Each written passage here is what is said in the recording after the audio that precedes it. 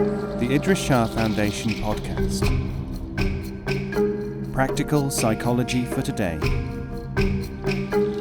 Featuring the works of Idries Shah, voiced by David Ault.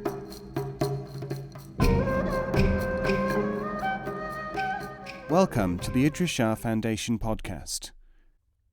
In this edition of the podcast, we will hear selections from A Perfumed Scorpion by Idries Shah. This audio has been made available by the Idries Shah Foundation. 7. Involvement in Sufi study. When we talk about the possibilities of involvement in Sufi activity, we must have a very clear idea that the possibilities are inextricably linked with the desires of the person involved. If you are looking for something to make you feel better, or to make you feel significant, or to assuage your need for togetherness, you will look for something which offers these things. But you will not be involved with Sufis or in the Sufi activity. And you will have forgotten that there is a perfectly good American phrase saying, "There is no such thing as a free lunch." It is here in the West that one would very much like to understand how things have deteriorated, and would like to prove the inaccuracy of the now famous jibe. Spirituality was born in the Near East, developed in Central Asia, grew old in Iran, went mad in Europe, and traveled to America to die. In matters like these, although far from a purist, I am a supporter of the French proverb, "There is no such thing as a fairly good omelette." Let us recapitulate how the Sufis do see their activity. What most people call Sufism is traditionally known in the East as being a Sufi or the Sufia, and the ism part is very typically a Western concept. If we speak of Sufism, it is only for ease of communication. In a similar way, a citizen of Wales will call himself Welsh, even though this is an Old English word meaning foreigner. Its purpose is to enable us to understand what lies behind ordinary limitations of perception. This is referred to both as experiencing reality and as realizing one's potential. These studies, involving the capacity of encountering what is beyond humanity, are quite distinct from the inculcation of an ideology or training in and eliciting habitual responses. When we talk of this enterprise as a psychology, we must remember that it covers areas far beyond the usual meanings assigned to this term at the present time in the West. The path. The Sufi system is pursued by the organization of groups of people, linked to a central direction to form a community which is based on principles and realities beyond the herd instinct or the pleasures obtained through belonging to something. This enterprise is called the Tariqa, the path. Far from being characterized by constant activity and perpetual teaching, it is just as concerned with such recondite statements as, "To be neglected by a man of wisdom is better than to gain the total attention of a fool." The Tariqa embodies action and inaction, learning and teaching, in a rhythm which concentrates and stabilizes it into an institution with the necessary flexibility and sophistication. Its action has been referred to as being by means of baraka, a subtle communications and enrichment element. In deteriorated, folkloric and lower-level thinking, this substance, as it has been termed, has been imagined to be something in the nature of magical power. In quasi-scientific thought, it is sometimes conceived as a force with special characteristics like, say, magnetism. Such characteristics, for the Sufi, succeed only in illustrating the limitations of both kinds of formulation, not in defining this element at all. In reality, it is only understood by most people through their misunderstanding, their distortion of it. The Western Seeker. We can conveniently remember in this connection the tale of the man who heard a word and assumed it meant something, and after that was able to understand, as he thought, another statement which contained the word, but which did not mean that at all. In Kabul, Afghanistan, they tell a story of a foreign seeker after truth. As soon as he got down from his aeroplane, he asked an engineer in a foreign language, "Who is the greatest Sufi teacher?" The man, not understanding, said, "Nami Farmam," which means, "I don't understand you." But of course, the visitor thought that this was the name of the great man whom he was seeking. Shortly afterwards, he saw a crowd watching a funeral procession. "Who is being buried?" he asked a bystander. "Nami Farmam," said the man, "I don't understand you." "To think that I arrived too late to see him," cried the seeker, and returned sorrowfully to his own country. Now this man tells anyone who will listen of his great pilgrimage and its poignant end. Do the ignorant understand the wise? The essence of the Sufi operation's success is to give rather than to want to get, to serve rather than to be served. Although almost all cultures pay lip service to this as an ideal, the failure really to operate it means that the mental, the psychological posture which unlocks the greater capacity of the consciousness is not achieved where this element is lacking, and so people do not learn. You can't cheat in this game. It is often considered a paradox, especially by people who want to get something and to rationalize their greed as, at least, laudable ambition, that when the ambition is suspended, anything can be gained. The easiest way of dealing with this is to affirm, with relative truth, that since people customarily want too much, the non-ambitious posture is a corrective, which enables them to be just ambitious enough and not too greedy, focusing their mentation to operate correctly in this respect. Sufi mentors are only too well aware of the underlying greed and how and why it must be assuaged. The wise, it is said, understand the ignorant, for they were themselves once ignorant. But the ignorant do not understand either themselves or the wise, never having been wise themselves. This is certainly true in the matter of due and correct measure in Sufi matters. Two kinds of Sufi group.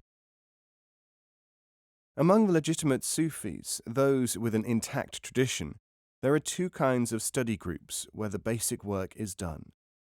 These are 1. Associations of people trying to find out if they can form, maintain, and stabilize a group with potential. These are usually known as dervish groups. Among the tests are whether the group will deteriorate into a power system or a hierarchical setup, whether the activities of the group will degenerate into a mere search for personal satisfactions, since social satisfactions can, of course, be obtained anywhere else, or whether some other kind of immature demand will develop. Very many such groups are not successful, since their members, by a sort of unsensed conspiracy, seldom recognize how easily subjective demands can take over and under how deep a disguise they may operate. Many of the collections of spiritual people which one sees in the West, and not a few in the East, are really this kind of group. Stabilized they may be, spiritual activities they are not. 2. Sufic groups, called taifas, are either established by a teacher or accepted by him or her from among individuals or members of the first type of group, supposing that they have avoided the preliminary pitfalls. They often have a keynote or outward function, as well as an inner and developmental one.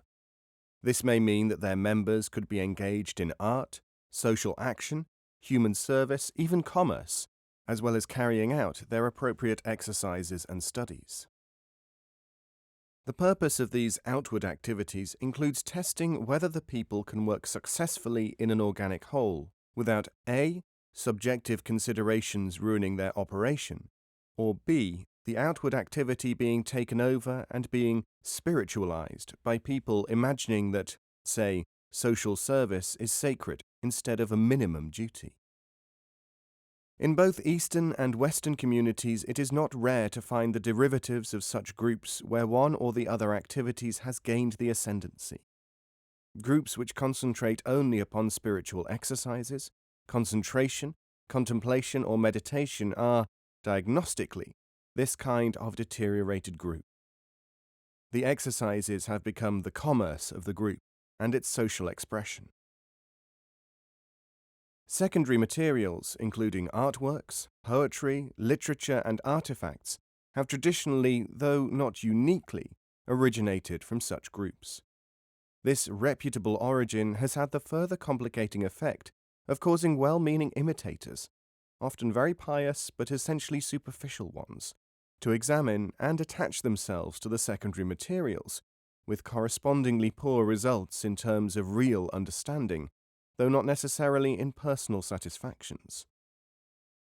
When this happens, it is either the greed industry at work, or the group being used for psychotherapeutic or social stability purposes. If you are one of the people who want to eat their cake and have it, you would qualify for this phase of such a group. Someone was telling me the other day that his opinion was that one of the great triumphs of Western man had been to divert human greed into a thirst for knowledge, in a sufficient number of cases to make education and human progress a major achievement. This may look, at first glance, like a great thought, but if you want to believe this, you must close your eyes to research done centuries ago, which determined that you can only learn a few things by such a method, and that when you get to a blind alley through trying this approach, you may find yourself asking people who have done the research what went wrong with your program. Greed and aspiration. How do you transform, say, human greed into a laudable motivation for progress? Quite obviously, you can channel a certain amount of energy into constructive places only when you know what you are dealing with and how to deal with it. The solution which has, as anyone can see, usually been attempted is to reiterate constantly, don't be greedy, be constructive. Anyone can see how this puts at a premium the ability to conceal greed under a constructive-looking facade. Instead of assuming that greed is normality, one should see it as an abnormality. Beside it lies normality, trying to find expression. So all human groups, unless carefully monitored, are subject to spiritual deterioration when the objective is obscured and finally eliminated through the overdevelopment of easier-to-follow activities like prayer or discipline and so on. People talk almost endlessly, it sometimes seems to me, about learning wisdom from experience. Among the Sufis, however, people learn from experience how to recognize wisdom. Experience is useless unless there is a means to digest it. The great variety of esoteric groups with differing outward appearances is a result, according to Sufi assessment, of only two factors. The first is that temporary teaching frames suited to a specific community have later been adopted as sacrosanct. The second is that the secondary activities have become oversimplified into supposed essentials. Doctrinal differences do not exist in Sufi understanding, since all perceptions of truth are the same. Hence, such differences belong to the level of ideologically based, not experience-tested, systems. Ideologies exist only where there is no absolute knowledge. If you know something, you do not have to believe or disbelieve it. Ideology is associated with automatism, doctrine in the Sufi sense with the instrumental. It is both natural and hazardous to confuse current preoccupations, or even perennial questions, with eternal truths. Truth is what you can learn, not what you think you must learn. It is what is there, not what you want to be there. March towards a landmark by all means, the Sufi says. There is often no other way of keeping to the shortest route. But when you do this, you must also know that this is an activity to a purpose. The landmark and perhaps the habit of marching must be thrown aside when it has served its purpose. Those who can understand this and live with it can become Sufis. Even if I wanted to do so, I could not forget how grotesque things can become in this area. I have seen it so often, but I will tell you the most advanced case of it I know, for illustrative purposes. The balanced egg. I was challenged by a reverend member of a certain spiritual community to balance an egg on the tip of my nose. This, I was told, had been successfully done by a former head of their teaching, and not very long ago at that. Since I couldn't do it, I was regarded, though temporarily, I'm glad to report, by the others present as spiritually inadequate. This impression was not dispelled, to put it no higher, by my devout challenger. The spell was broken by a dissident in the group, the equivalent to the child in the crowd, who said, "This seems to me heroic but hazardous, and elegant but essentially materialistic, to say nothing of the danger I sense in such activities, of falling a victim to the sin of pride." In conversation later with a prominent but retired leader of this community, I asked him how the egg trick had started. It was originally devised, he told me, for television. The true group, the kind known as organic, is developed, indeed comes into being, in response to the potentialities of a situation. Of course, it is not always possible to convey these facts to everyone, however much people say, "Tell it like it is." You have to temporize, generally because people cannot take all this in at one gulp, especially if they have come to hear something else, such as that they can obtain something they don't know about by methods that have never worked. Come back in 3 years. One day, when I was very young, I was sitting in the company of a renowned Sufi master. A traveller had come in, having journeyed for many months to see our Sufi. "I have come because I am sure that I must ask you now to accept me as a pupil," he said. The Sufi answered, "Come back in 3 years and have no contact with me in the meantime."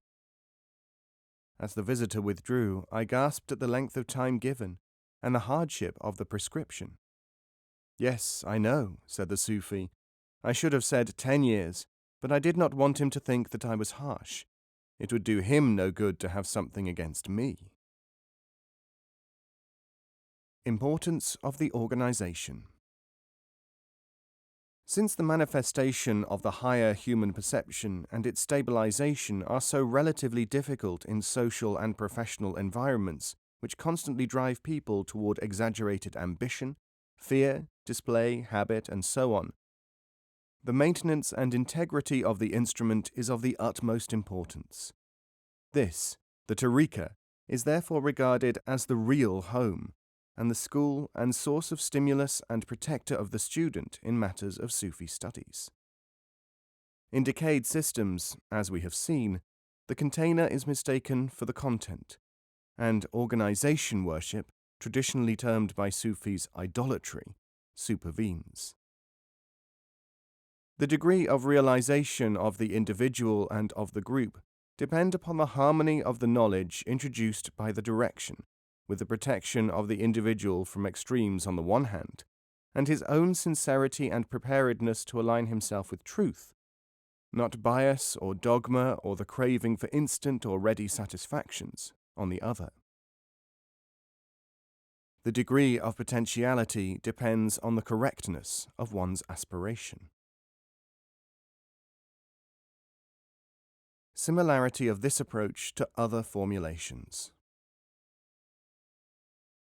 Attention to the above points will show that they are close to the requirements of some very much more familiar teaching situations.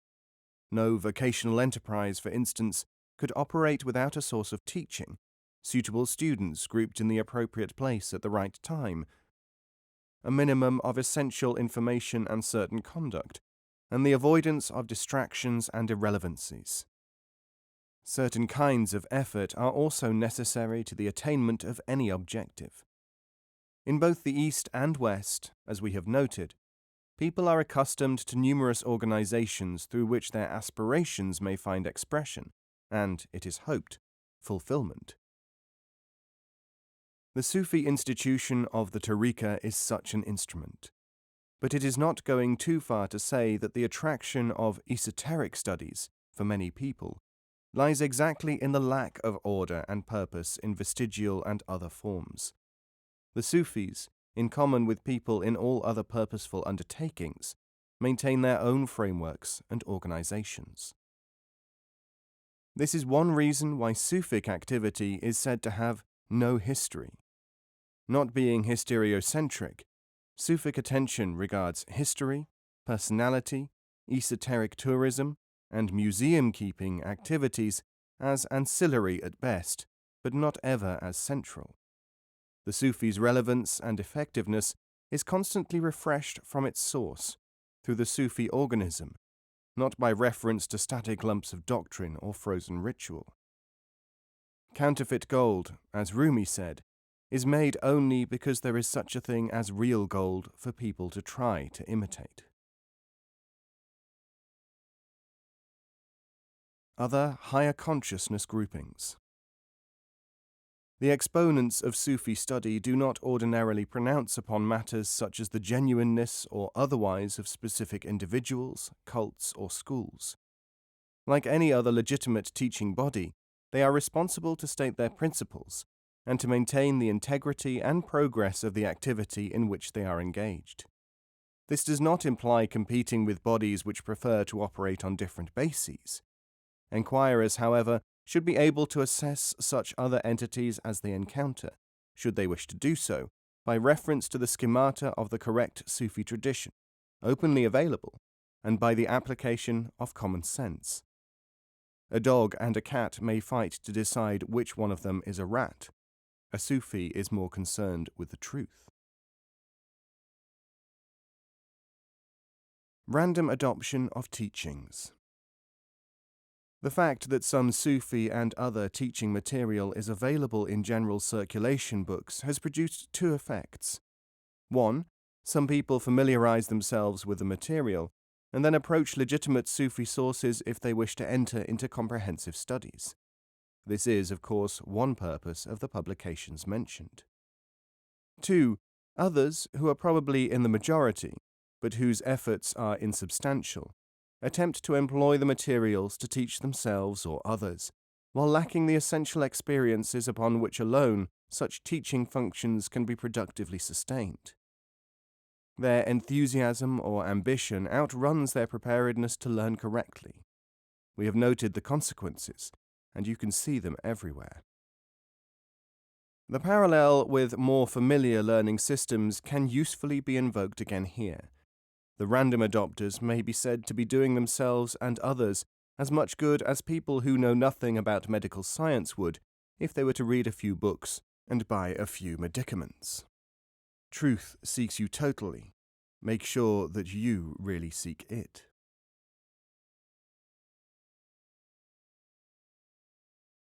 Pattern of the Sufi enterprise. The Sufi enterprise is carried out in the following pattern. 1. Materials are circulated from a source of knowledge. 2. Individuals and groups familiarize themselves with this material. 3. Those who seek instant satisfactions, attractive theory, and so on are discouraged. 4. People needing comprehensive study enter into it. 5. Outward and inward activities in individuals and groupings are organized. These are based on assessed needs and possibilities. 6. The appearance of the effort may or may not have a visible affinity with a superseded framework, however attractive. 7. Individuals and groupings are harmonized by a program of interaction between them and the guiding element, also referred to in some aspects as a central direction. During this process, conditions are established and maintained for genuine Sufic activity, which involves including the necessary nutrients and avoiding limiting factors. 8. Those people and groupings which have preferences for other kinds of association are given early and adequate opportunities to appreciate that their requirements have to be fulfilled elsewhere, to the contentment of all. Each will then be able to follow a path consistent with his or her true current aim and capacity. As a psychology, one Sufi procedure can be isolated to make sense of people and situations which, if one adopts customary methods, remain susceptible to analysis. Ordinary human assessment is generally based upon looking for outstanding characteristics in people and labeling them with this as their behaviour pattern. It is more than just interesting, however, to observe that these assumed outstanding characteristics reflect what the person is like. They do, in fact, reflect certain results of learnt behaviour. Many years ago, a Sufi sage advised me to look at the behaviour of people, shall we say including tolerance, indifference, hostility, and the rest, and then to disregard these and look for even more, less well-defined behaviours. I was amazed, when I developed the knack for doing this, to discover whole new and unfamiliar ranges of purposeful behaviour in people, signalling parts of the total behaviour, which enabled me to make sense of the whole in a way which isolating only the crude and socially conditioned expressions of behaviour did not.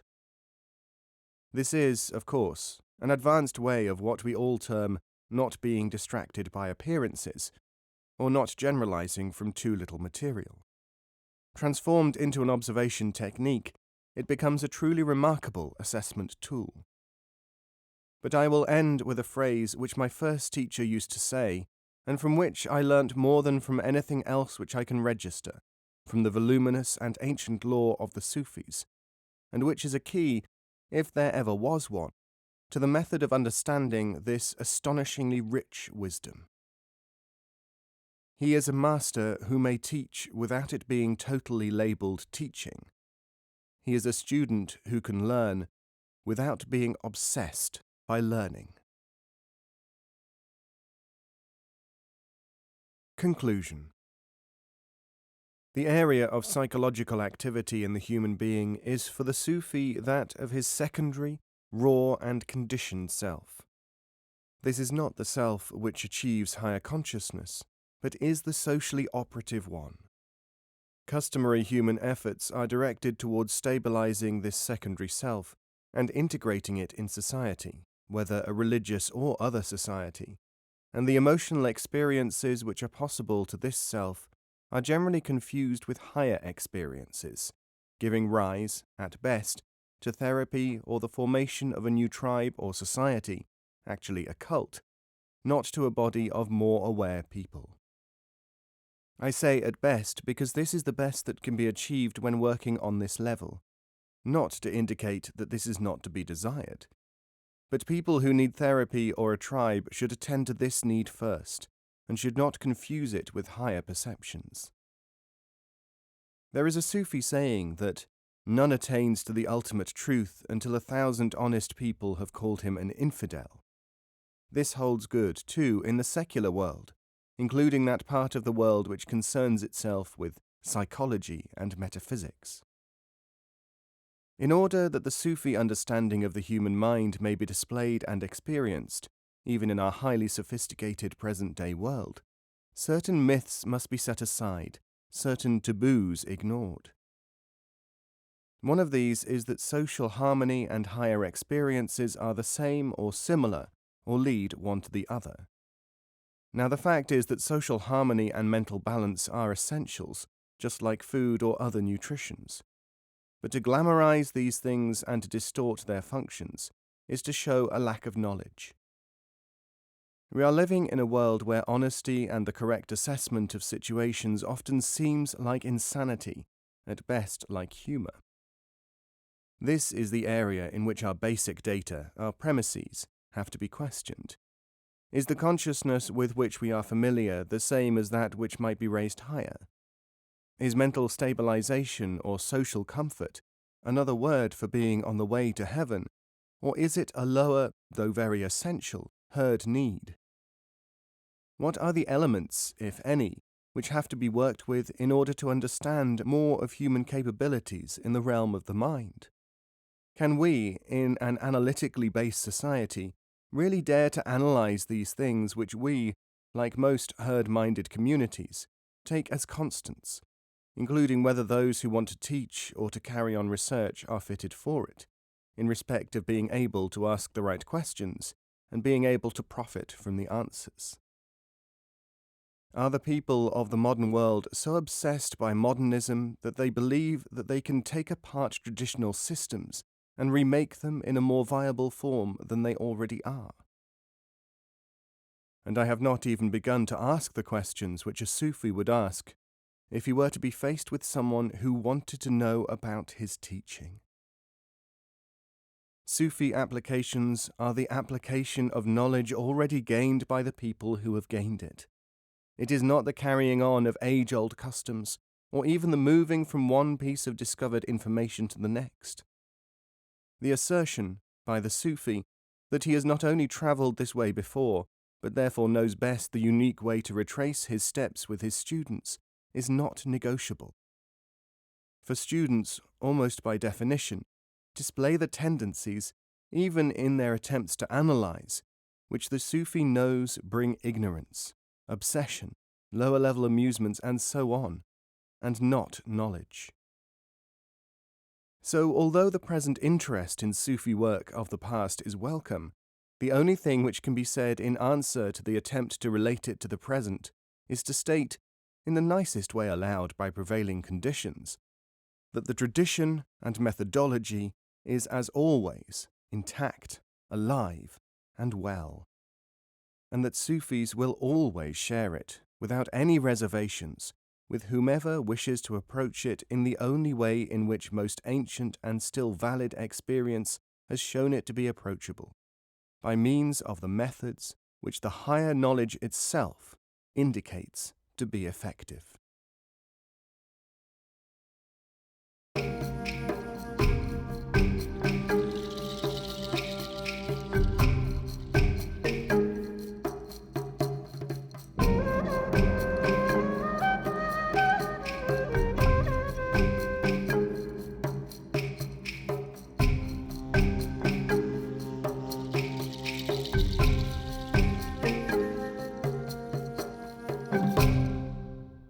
This podcast is copyright 2018, the Idries Shah Foundation.